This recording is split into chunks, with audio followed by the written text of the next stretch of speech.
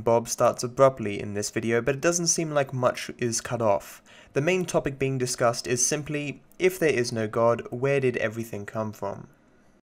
Takes place. That's entirely different than the known laws of physics that have been tested and verified to be true today, like, for example, the first law of thermodynamics. So is it your contention that you're putting your hope and faith in some yet undiscovered scientific principle that will render the conservation of energy law and the first law of thermodynamics moot? Is that your contention? Of course not, for several reasons. One, Okay. that I don't hold that position whatsoever. Secondly, I would wonder why you invited me if you want to talk about the theory of nothingness. I was wondering why you wouldn't talk to Lawrence Krauss in this instance, because I can discuss evolution all day, but if you want to talk about cosmology, that's another matter. No, Now, I want to talk Lawrence about God's Krauss, existence. I want to talk about God's existence and why you believe that there is no God. And I asked you, if there is no God, where did everything come from? And your answer to me was, well, throughout history, there's been different things that we thought was metaphysical, and it turned out there was a scientific explanation we just didn't figure out yet. That was the answer you gave. So then I'm asking you, so in other words, you're saying that there's some scientific principle that will allow for matter and energy to be created out of nothing, and you're saying we just haven't discovered that yet. I said, is that what you're proclaiming? And you said no. So I guess I'm back to my original question. Then how do you believe, as an atheist, everything got here? The concept of nothing is kind of rendered impossible at this point. And like I said, I listened to a wonderful lecture by Lawrence Krauss wherein he explained nothing 4 times. He did very, very eloquent explanations. However, it was a bit beyond me, and the only thing I can take away from that, as I've said a couple of other times, is that I am confused by nothing, and Krauss understands nothing, and I think that's about the most positive way I can put that. In my own terms, I would say that if we have an expansion of the universe and the details or the data that we see is accurate, then we have an origin of the universe that seems to match a Cartesian coordinate system wherein you have a time represented by an asymptote where 1 second equals infinity when t equals 0. In this interpretation, since time begins with the Big Bang, what you would have is simultaneously an origin and an eternity in one. To put it another way, the preference that I have, dealing that I don't have astrophysical math, I would say that if we have gravity being represented as a depression on a sheet of plane, like the time-space continuum, the fabric of space-time, and you have a ball, you roll another ball around it of lighter weight, and you see how the depressions are made, how they bend the fabric of space-time. A black hole is supposed to be a actual hole in space-time. Now, how that's represented in our dimension is impossible to understand. But with the origin of the universe from a Big Bang singularity would have to be a greater degree of intensity of that. But again, that's completely outside my field. The only thing that I feel relatively secure in is that it's not going to be, the explanation for this is not going to turn out to be anything anthropomorphic, anything that seems to match anything that came from Bronze Age tribal traditions that are very limited in location and history. Okay, well, let's do this. Hang on just a moment, because we're going to a short break. We'll pick it up from there. And we don't have to go deep into cosmology. I mean, we had Victor Stenger on the show, and him and I spent quite a while on conservation of energy laws and quantum physics, and we don't need to go there. I'm fine with that.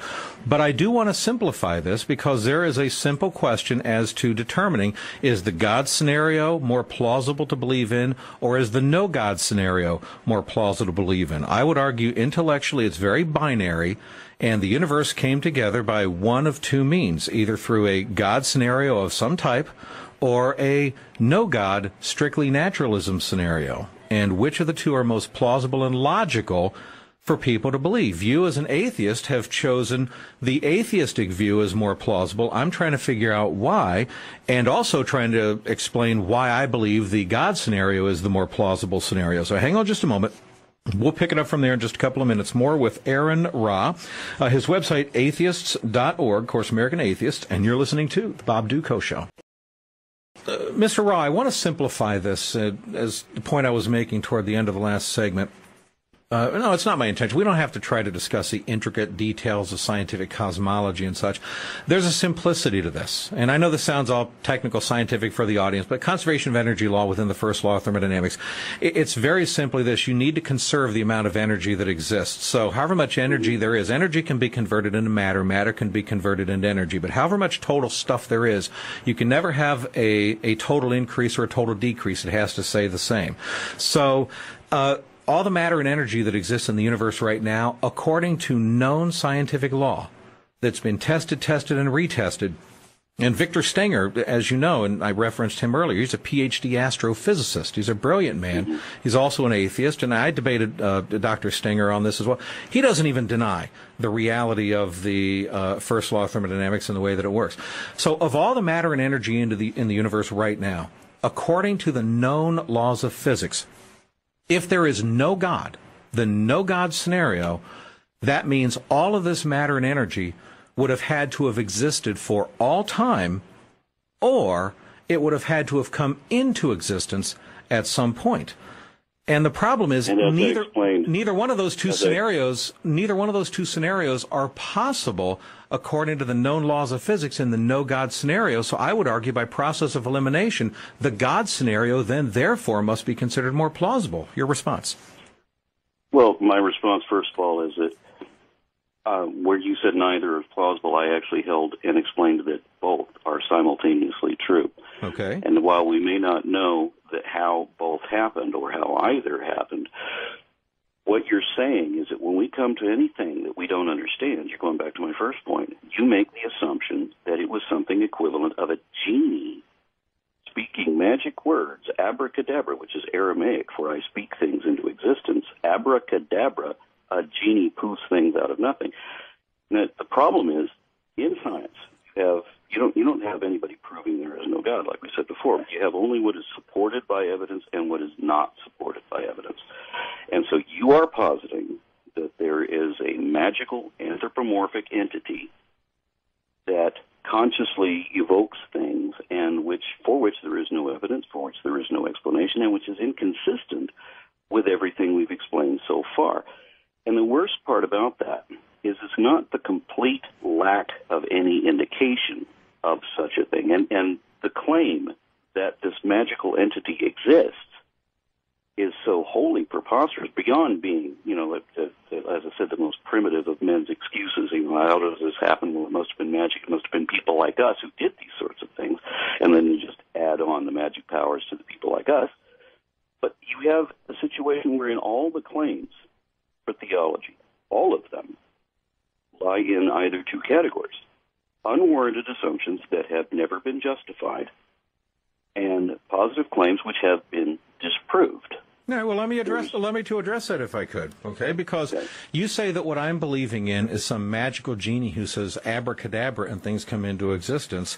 And, of course, you're referring to my belief in God. I believe that there is an entity that exists in the universe that operates outside of the laws of physics, that does not have to obey those laws of physics and therefore is capable of violating them and creating matter and energy from nothing, okay? I would argue that that's much more logical than your conclusion, sir, which is basically the universe came into existence not because there's a God who said abracadabra and it came into existence, but that nobody and nothing somehow said abracadabra and whoosh, it all came into existence. So what I'm putting to you is, I would argue, if you're going to hold on to atheism, you need to give me some logical, plausible, and scientific reason to believe that matter and energy can come into existence from nothing. And you know that you can't show me any scientific basis for believing that. So why are you willing to believe that happened? Because you and I are both coming from a position where both of us have something that is unexplained. And you're making the assumption that if science does not explain it, then magic does. But magic does not. Neither of us knows how the universe came into being. The difference between us is that I have posit nothing until positively indicated. You make an assumption, unwarranted and unjustified, that there is a magical entity that is not indicated, and you're going to posit that this thing exists, supported wholly by mythology that we know to be wrong, supported entirely by claims we now know to be false, or let me address which that. are perhaps not testable claims, but also not justified. They're not vindicated. They're not indicated. Okay. So, well, I'll tell you, let me address what you just said, because you said that we both believe something that's unexplained. All right? I'm with you there. No, I'm not talking about belief. I'm not talking about belief. We both have a phenomenon. Right, that we cannot explain in a tangible way. I can't present God to you right now on a silver platter, and you can't create for me a universe on a silver platter. So but there's more to it than that. I understand it, but what you're doing is you're taking my position, and you're saying that I'm there. No, hold on a second. You're taking my position, and you're claiming that I'm therefore choosing to believe in something unwarranted and unjustified, like a belief in God.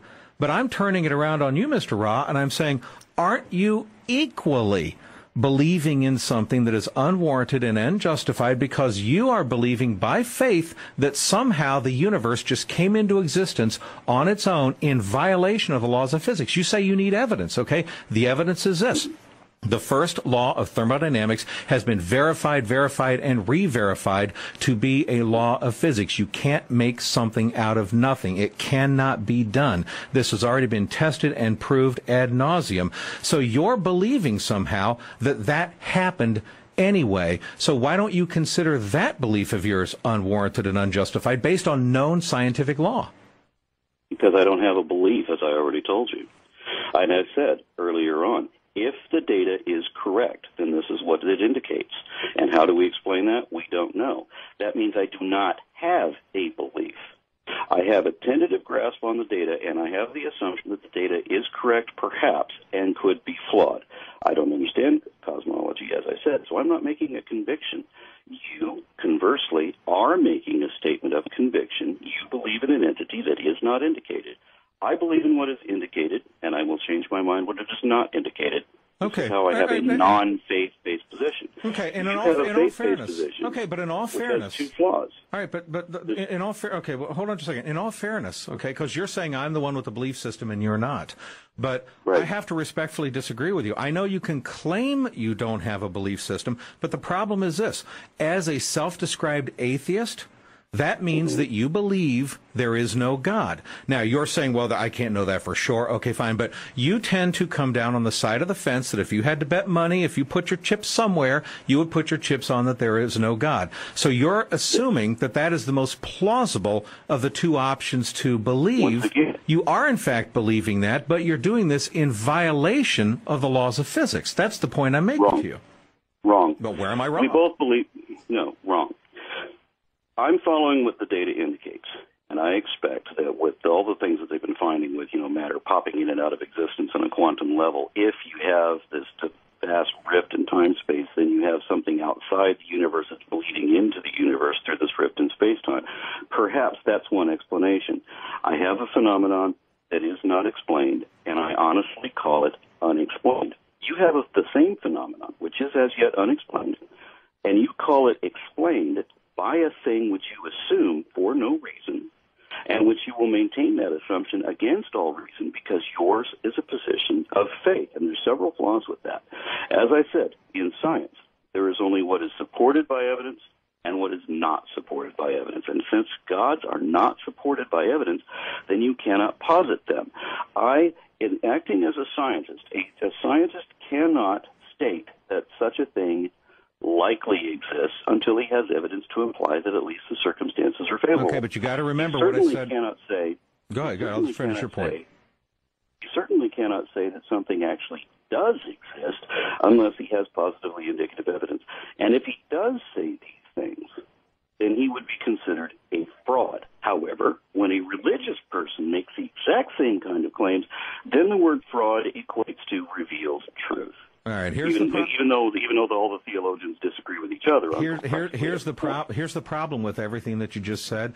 It violates and contradicts what I said at the opening of this interview. I stated at the very beginning, I'm fully aware of the fact that I cannot technically, empirically prove to you that God exists according to the standards that you are looking for, just like you cannot prove that the universe came into existence on its own somehow in a no-God scenario.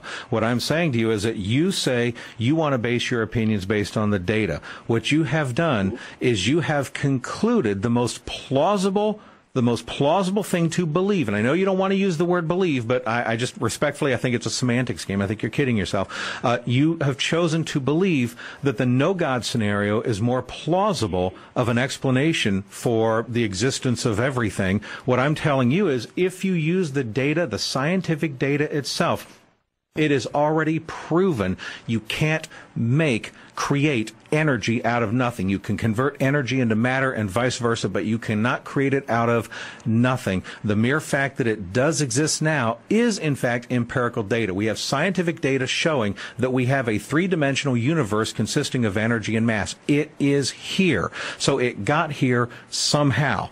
And if you choose to believe that it got here on its own, what I'm telling you is, from my perspective, you are denying the empirical scientific data that you can't create something out of nothing. This is a simple, basic law of physics, and your no-God conclusion violates that law of physics. At least my God conclusion is consistent with the law of physics, because God doesn't have to obey the laws of physics. He can operate outside of them, so the laws of physics are intact. You're basically rendering them moot. That's why I say my position is actually more scientific. Now, hang on a second, because I want to give you a fair chance to respond, but we are going into a short break, so we'll pick it up in just a couple of minutes. More with Aron Ra 2 minutes from now.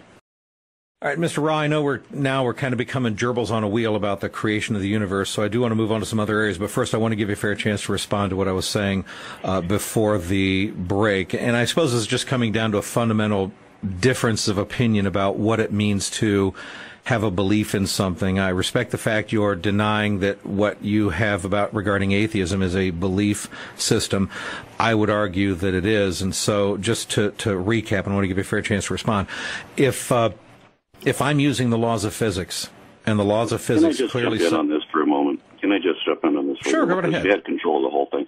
You said, if you're saying this, and if you believe that, and if you think these things, then you're in violation of all. But I don't say that, and I don't believe that, and I don't think these things. So I've been misrepresented for 15 minutes. Well, then let's address it. You say that you're an atheist. You say you're an atheist, right? I'm an atheist. Okay, so you do not believe there's a God. That means that I do not pretend to know things that no one can know. I don't assert things that are not evidently supported. Okay, do you? I have argued all right, against. I have argued against. I have argued against Big Bang cosmology. With cosmologists, I got my ass handed to me because I didn't like the theory, and I've had to concede that, hey, with the data that's given... By the way, Mr. Ra, I did have to... Did it work? I did have... Please, we are Christian radio, and so I'm going to ask you to please try to refrain from that language. But go ahead.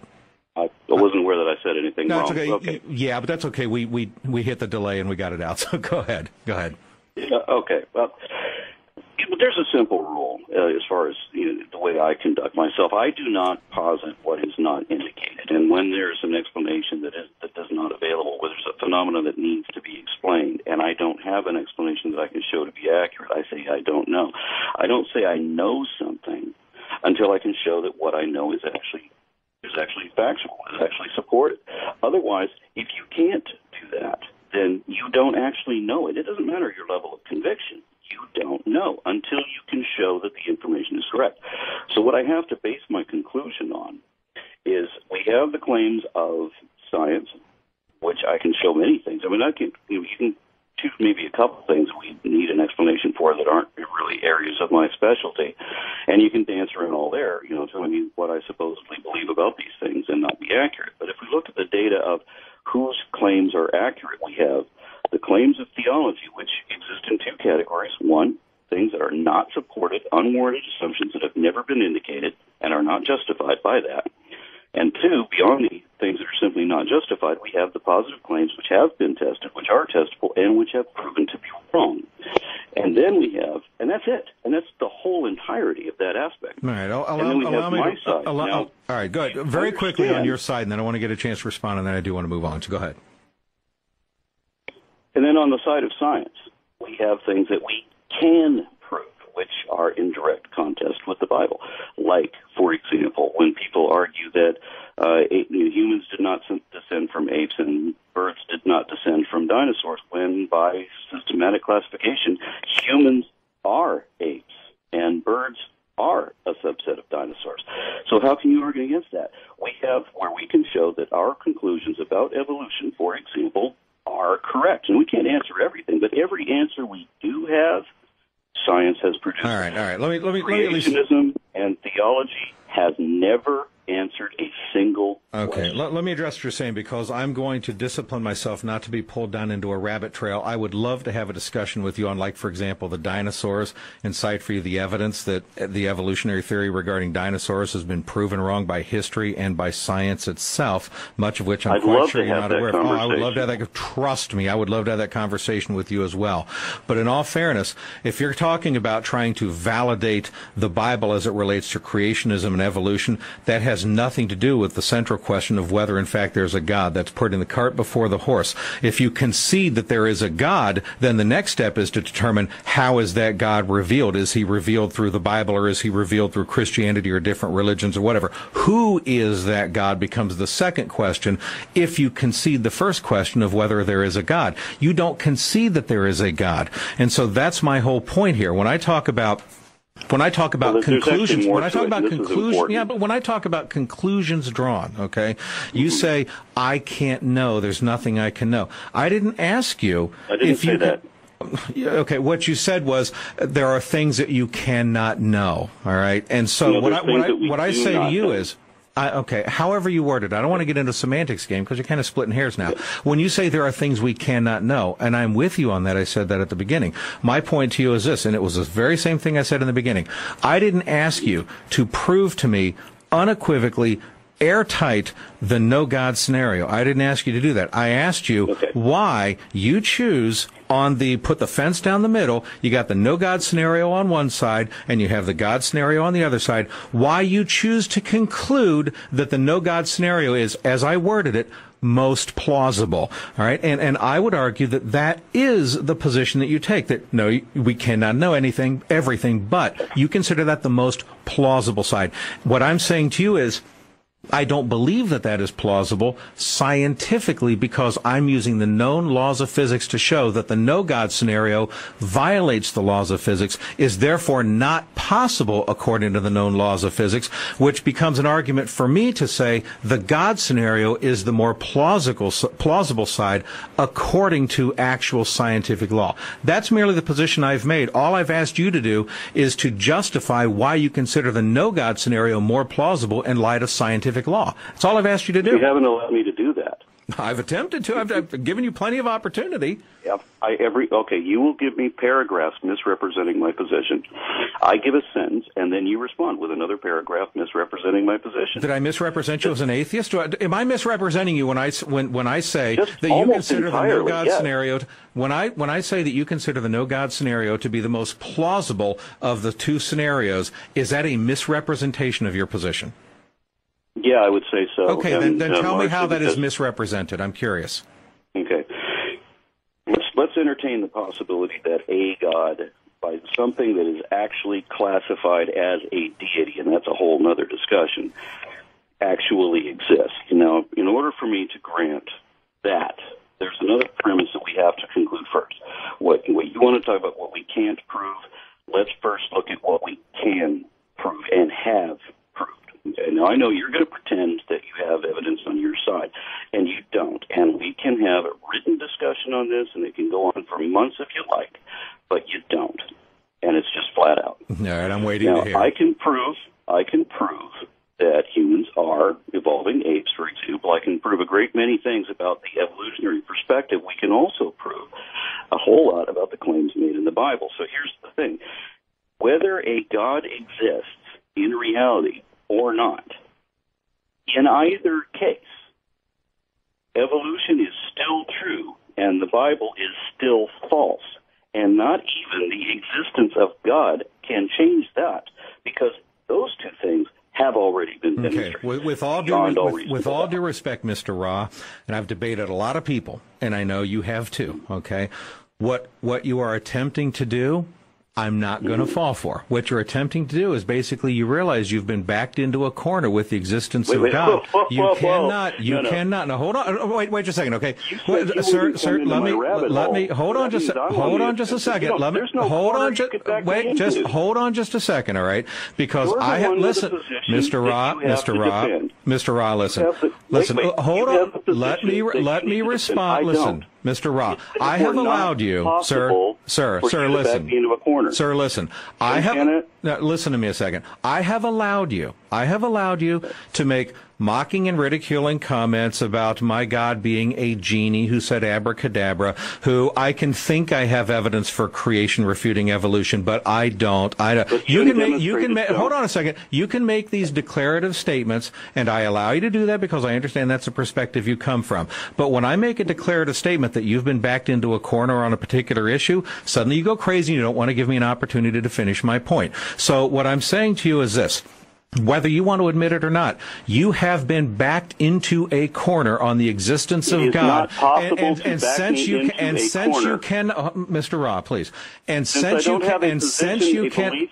Ra, then it is not possible to back me into a corner. Listen, this is the difference, okay? When you said, my God is a magical genie who said abracadabra, and when you said you have no evidence for creation whatsoever, I did not cut you off and go, oh, you cannot say that to me, but you cannot accuse me of that. You absolutely do not know that. I didn't do any of that. I let you complete your points. Well, so what I'm asking in response is for you to do the very same thing.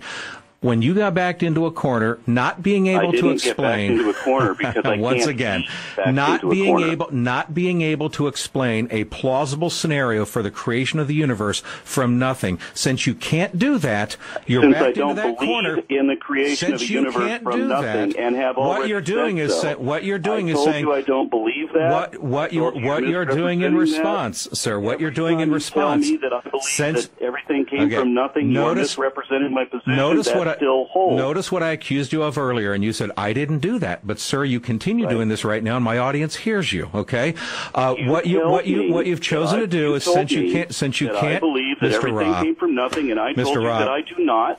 And so you're continuing and I've asked you to explain to me how the no God scenario is more plausible according to the laws of physics. I tried to do that. You cannot do that. You cut me off to misrepresent my position. You have not. Okay, and you can believe that if you want to, but I think the audience can clearly hear. I have not misrepresented your position at all. You've attempted to say, well, let me try to wiggle out of that, and let's get into a debate about whether the Bible's false and whether or not evolution is true.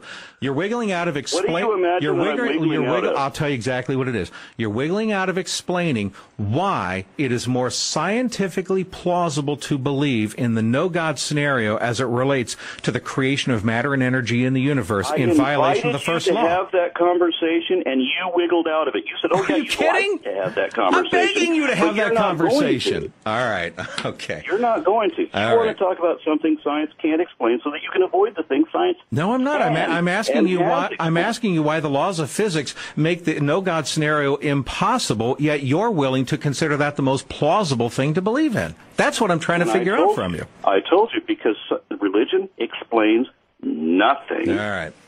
Well, then let's do this. Hang on just a second. We do have all come from science. All right. Now, we are and up against the clock. And the claims that are made by science with regard to evolution, for example, have proven to be correct, and I can show you many examples that are factually accurate. Whereas you cannot show me an instance where religion was ever right about anything. All right. Well, I'll tell you what. Hang on just a second, and we'll pick up the conversation from there in just a couple of minutes. And by the way, I will give you an example, and we'll do that a couple minutes from now. More with Aron Ra. He is a well-known atheist blogger and 70,000 followers. He's kind of one of the big YouTube atheists, very popular. He's the Texas director for American Atheists, and we'll continue the conversation a couple minutes from now here on the Bob Dutko Show. And so, Mr. Ra, obviously we are going to agree to disagree on whether I have misstated your position. I sincerely do not believe I have. I know that you claim that I have, and so we'll let the audience decide whether I have actually truly misstated your position. Well, I am on record as arguing against the very position you tried to paint me into. Okay, well, you know, and that's fine. And I want you to keep in mind the position, if you will, that I tried to paint you into is that in the God scenario versus the no God scenario, that you tend to consider the no God scenario the more plausible thing to believe about reality and existence itself, that you believe it's more plausible to believe there is not a God than there is to believe that there is a God. I do not believe that, based on your own words, that's a misstating of your position. So if you claim that it is, then we will just respectfully agree to disagree with each other. Now, well, when you categorize everything in the no God category, that's every possible imaginable explanation, and some that are beyond our imagination, which may also be the case. I'm open for a third scenario. Whereas you're juxtaposing these against an anthropomorphic being with magic powers, and it really is very genie-like. Okay, well, and I appreciate the fact that you see it that way. I just, realistically, if there is a God, some type of an entity that created the universe, he would operate outside of the laws of physics. He wouldn't have to obey them. And so to me, it's more logical and plausible to conclude that since we do have matter and energy in the universe, that there must be a being capable of violating the laws of thermodynamics that can create all this stuff. That's the God scenario. The no God scenario says somehow it happened without an entity violating the laws of physics. And that's where I just do not consider that plausible to believe. Through a number of hypotheses means that don't have to have a personality or an intellect behind them, and certainly weren't, that aren't supportive of the mythology of the Bronze Age. Okay, you're talking about the nature of God. I'm not talking about the nature of God. I'm talking about the existence of God. You're talking about what kind of God he is. That's a completely separate discussion. Right. And like I beyond said, when you talk whether about he my exists. perspective on the the existence of a God versus the non-existence of a God, the first thing we have to do is decide what a God is. And according to the consistent definition of a God, believes it's something that could only have been imagined by men. If there was something that we thought was a God, then we have misdefined it to be a God. Okay, well, and I would argue that in a strict discussion of atheism versus theism, that you don't have to get into what type of God is. Step one is there a God or is there not a God? And if you can conclude, and I would love it if you would swing over to the other side of the fence, say, it's more plausible to believe there's some type of a God, then the next step is, but it's let's not figure out who plausible. that You God don't is. have any supportive. You don't have any supportive evidence. You don't have any reason to believe it. You're making declarations which aren't supported and aren't justified and can't be defended. Well, see, I think you can because of what. And now here's where we're kind of beating a dead horse. Because of the fact that we have the empirical evidence of science, we have matter and energy in existence right now, and we have a scientific law that says you can't create it from nothing. Therefore, there's something that exists outside of the laws of physics. I've argued with Krauss on this point. I've actually argued with Lawrence Krauss over this very point. Okay. That I don't hold the position that he does, and you're painting on him. Now, he would hold that nothing cannot exist. And that's a wholly different position, that even in Big Bang cosmology. So really, you can't even, not even he's opposed to me, and not even he holds the belief that you're trying to paint onto both of us.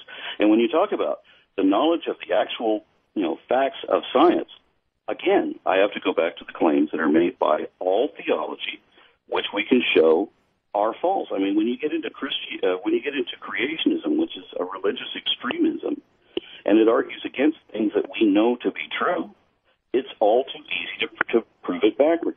Well, the problem is we don't know them to be true. I know that you believe we know them to be true, but I'm just saying to you that if you do not believe, hold on a second. There are a number of things if you do not believe, hold on just a second. If you do not believe that the universe, Mr. Ra, if you do not believe that the universe came into existence from nothing, do you then hold that the universe has always existed? All the matter and energy in the universe has always existed. Is that then the position that you hold?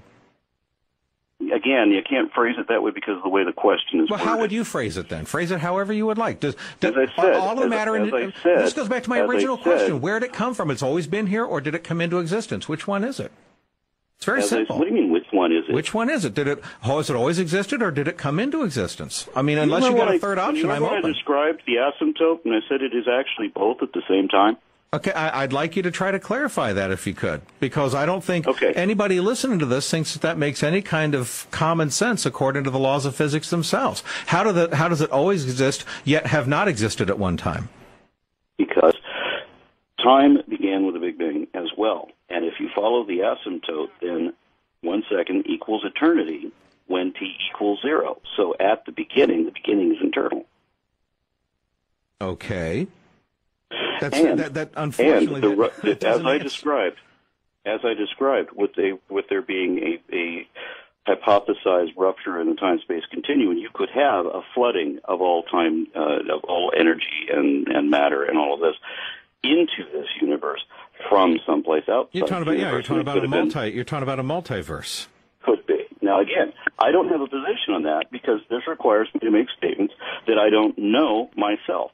I would prefer to talk about things that I do know and can show, which you say that I cannot. Well, I can. in all fairness, and I would challenge you on the things that you say you can prove because I know that you cannot. I can. Okay, I'll tell you what. I mentioned the dinosaurs. You want to talk about dinosaurs?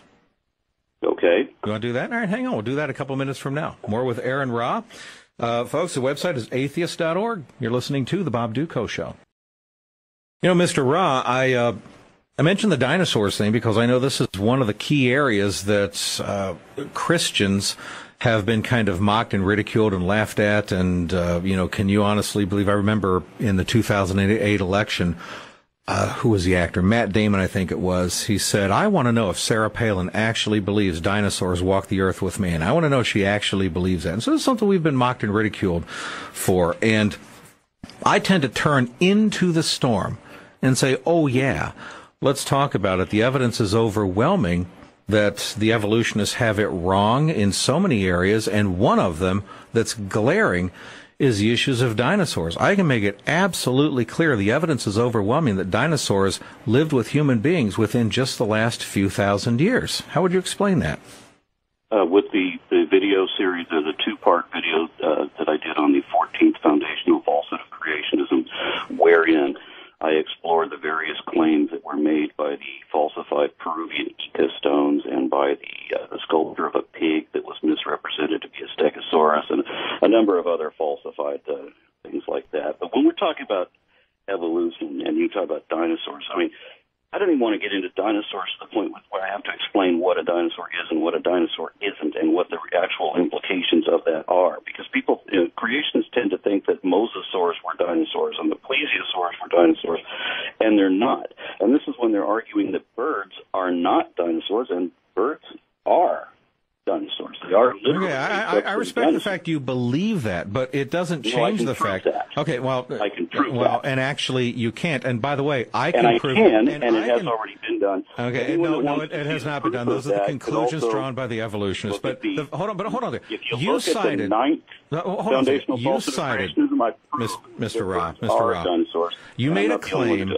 You made a claim, okay, that what you debunk are the Inca stones and a pig's head that was treated as not a pig's head. Not a pig. A pig that was treated as a what was it, a pterodactyl or something? What was it again? Stegosaurus. Stegosaurus. Okay. Oh, you're talking about the Cambodian jungle temple, aren't you? Okay. Which, by the way, you can call that a pig all you want to. You're kind of kidding yourself, because pigs don't have those stegosaurus plates up and over the back. Except that those plates are part of the background imagery, and stegosaurs didn't have external ears. It's nothing more. Stegosaurs didn't have hooves. Okay. They didn't have ears. It's and nothing they didn't have more. Diminished you know something? Anyone you can claim. Stegosaurs have great big tails Mr. Rob, with spikes on the end. You know what, Mr. Rob? Seriously, I'm trying to be respectful with you. I really am, okay? But it's just not going to work this way, where I allow you to make a point, and then when I start making a point back, you don't like the third word I say, and then you attempt to talk over me. So I mean this respectfully. I'm not misrepresenting your position. I am not going to allow myself to be bullied by anyone, and that's what I would consider that to be. So I'm going to ask you to respectfully allow me to finish my points as I allow you to finish yours. I disagree with you that is an image of a pig. I would argue that is clearly a stegosaurus, but I don't even need to use. I don't. Mr. Ra, please. I don't even need to. It has external ears. Mr. Ra. Stegosaurs don't have external ears. Mr. Ra, I do not need to use the Cambodian jungle temple and from the Khmer civilization. I don't even need to use that. I don't need to use the Ica stones either. There's a whole host that I can use that you can take something like that and go, oh, whoever carved that stone in there made the ears look wrong or made the head too big or whatever. But now you're pinning it on the artist's accuracy as opposed to a clear imagery of a stegosaurus. But I could take both of those. I could take both of those examples. I could take both of those examples and throw them away. And the Ika stones I don't use, but the Cambodian jungle temple, I think you're kidding yourself. But even if I gave you that and threw it away, there's too many. Mr. Ra, please.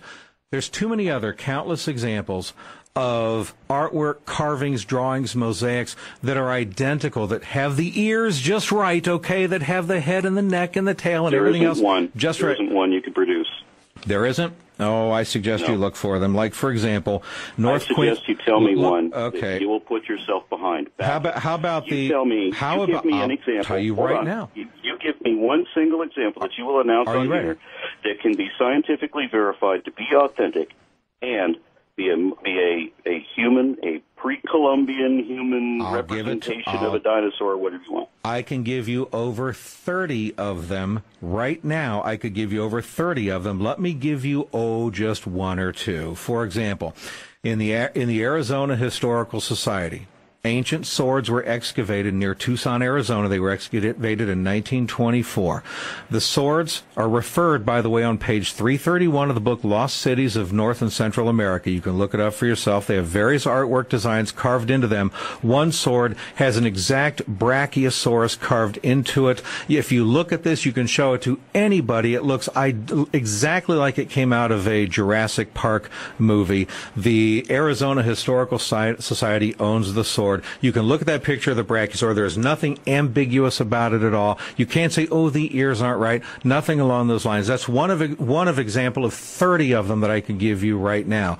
I would encourage you to look that up. You asked me to give you one, that's one. If you want two, I'll give you two. You want three, I'll give you three. We could spend all afternoon as I go through those. I'm saying, and then if I were to take this, let's assume for a moment, okay? Mm-hmm. Now I'm going to allow that on my blog at Ace of Clades on the Free Thought blogs, that I will begin a discussion wherein we can have people bring up what they know about these swords that you're talking about. All right. And let's pretend for a moment that dinosaurs continued to exist in North America before Columbus got here, or even after, and somehow nobody ever noticed. No, they did notice.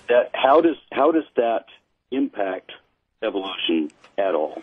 It impacts evolution. It impacts evolution theory because they claim, as part of the evolutionary theory, that dinosaurs died out 65 million years ago, and that they're separated by modern humans by about 64.8 million years. And this is just one. This is just one. This is just one. I'm talking about dinosaurs as we see them represented in the museums and the fossil record today. The Brachiosaurus, the Tyrannosaurus Rex, the Stegosaurus, Triceratops.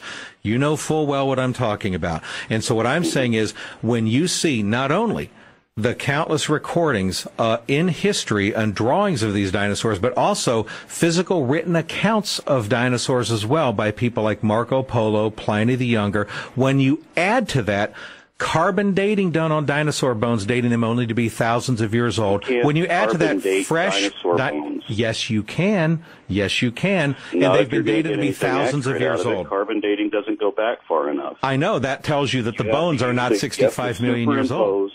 That means that proves the dinosaur bones are not 65 million years old, because they should be absent of C14, right? That you know is going to produce erroneous results. No, that's not true at all. You have to overlap results that will produce accurate results, and you have to use more than one of them. You have to use several concordant ones. Mr. Rob, just to show that the carbon dating doesn't work, you have several other concordant ones that align with each other. Mr. Rob, and that's how we know the carbon dating doesn't work. I have bad news for you, okay? If the dinosaur bones are 65 million years old, then the carbon dating would be wrong. But if the dinosaur bones are not 65 million years old, you have to explain. You have to explain. Mr. The other methods would be wrong, Mr. Ra, they're not wrong. Mr. Ra, you are not giving me an opportunity to complete the sentences that I give you an opportunity to complete, okay? You have to explain why, for example, the University of Arizona's Department of Geosciences Laboratory of Isotope Geochemistry dated specifically on August 10th, 1990, carbon-dated, C14-dated dinosaur bones, and guess what? They had plenty of measurable C14 in them, which you should know is not possible if those bones are over about about 100,000 years old. To have, okay. I didn't say it's not possible. The C14 to accumulate carbon. You should no. You're not. Deposit. They didn't. Are you saying that this evolutionary laboratory simulated the C14 inside of it? Of course, I'm not saying anything so ridiculous. Okay, well then we know that there's other sources for carbon, and that these are not going to be indicative of the age of the fossil when you have overlapping other means. Okay, what you're doing is you're trying to come up with some explanation for how the C14 in there. I don't have to come up with an explanation. Yes, you do. I'd because like to if get you're on going the focus. yes, you do. Because if you're going to, not even in my area of expertise. If you're going to argue these bones are 65 million years old, then it falls upon you to explain why they still have C14 on them. It falls on you to explain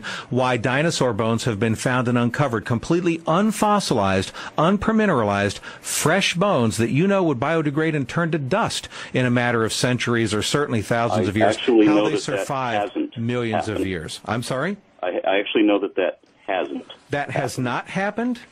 Really? I know fresh dinosaur bones. Fresh dinosaur bones have not been found. That's right. Unless you're talking about birds. Okay, I'm talking about, no, not birds. I'm talking about actual dinosaur, the dinosaurs from the fossil record that we see recognized. My suggestion to you is to look up for yourself about the unfossilized dinosaur bones that were found that were recorded in the Journal of Paleontology, 1986-87 edition on pages 198 to 200, volume 61, number 1, written by evolutionary paleontologist Kyle Davies, or the journal Science on December 24th, 1993, pages 2020 to 2023, about the duck-billed dinosaur found in Montana that were fresh bones, not fossilized. Those are just two examples. I could give you several more if I wanted to. Once again, I would invite anyone who has questions on these to review my blog, where I will have a discussion open on this topic. I will have links to where we will have the scientific verification behind the claims that you're making. Right. And I predict, without any immediate familiarity with everything that you brought up, I predict that it's going to fall in line with every other claim I've heard of this kind, where it will not be supported by science, where it does not actually make the claims that you would say that it does, and wherein there is not an instance of a unfossilized dinosaur bone. Okay, well, and we can let people decide. I want you to keep in mind the sources I cited for you. Not one Christian source, not one creationist source, only evolutionary scientific sources like the journal Science and the Journal of Paleontology. So these are the only sources. These are the only sources that I cited. Right. But listen, Mr. Ra, it's been a very interesting and lively discussion. I enjoy stuff like this. Personally, I think it's good and healthy that a Christian and an atheist can kind of lay this stuff out on the table, mix it up a little bit, and try as best we can to keep it respectful, but hopefully end on a handshake. And I do appreciate your willingness to be with us today, folks. It's atheist.org on the web, Aron Ra. And Mr. Ra, I have no doubt that your subscribers will rip me to shreds, and that's okay. But I do appreciate you being with us today. Well, thank you. I actually appreciate the invitation, although I hoped that we would actually be able to discuss some things. As I told you, I'm the wrong guy to talk about cosmology. I would talk about evolution. That field I got. Well, you would sound like you want to talk to Lawrence Krauss more than me, given the topic. No, well, the idea here was to talk about whether there is a God. You're an atheist, and if you recall, we said we could talk about a couple of things. My producer submitted a suggestion saying we could talk about whether God exists, or we could talk about, because I know you're passionate about the separation church and state, or we could talk about separation church and state. Your people got the existence of God is a God is a fine topic. We just don't have enough time for it. I'm sorry. Okay, well, your people got back with my producer and said he's willing to talk about either one, but he would prefer to talk about whether there's a God. And I said, well, then, okay, we'll talk about whatever he would prefer in those topics. And so that's what this was about. Is there a God or is there not a God? So, but Mr. Ra, I just wish we had more time to dedicate to that, because it is a great topic to discuss. It is. It is a good topic. And Mr. Ra, I do appreciate your time, and I thank you for being with us today. Thanks so much. Thank you. You bet. Take care.